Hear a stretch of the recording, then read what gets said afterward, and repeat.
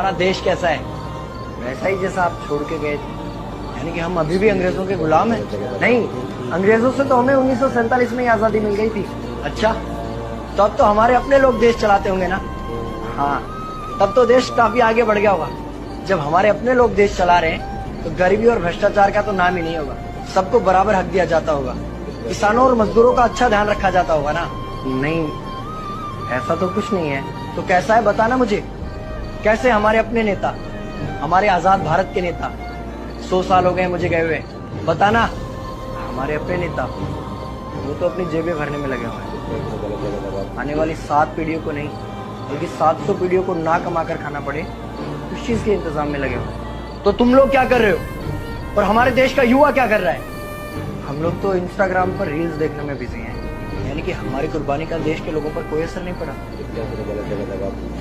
देश के लोगों में कोई देशभक्ति नहीं, कोई देश प्रेम नहीं।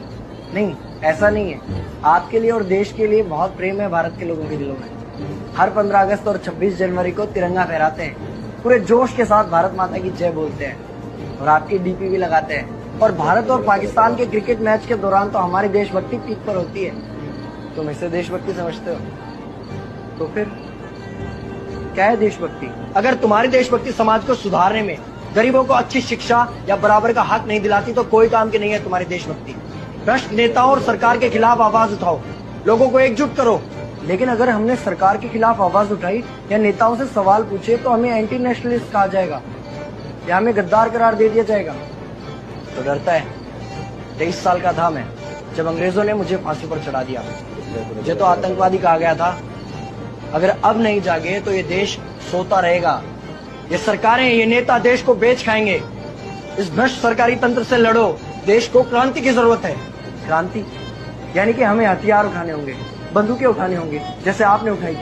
नहीं, हमारी क्रांति विचारों की थी। जब अंग्रेजी हुकूमत ने हमारी आवाज नहीं सुनी तो हमने और जोर से आवाज लगाई और अपने विचार रखे। और क्रांति केवल सत्ता को बदलने तक सीमित नहीं है, बल्कि इस भ्रष्ट अन्यायी तंत्र को जड़ से उखाड़ कर फेंकना है। पर ये होगा कैसे? अपने आसपास से शुरुआत करो। जो भी तुम्हें भ्रष्ट नजर आए उसके खिलाफ आवाज उठाओ, एक्शन लो। तुम्हारे टैक्स का पैसा नेताओं की जेब में जा रहा है, हिसाब मांगो।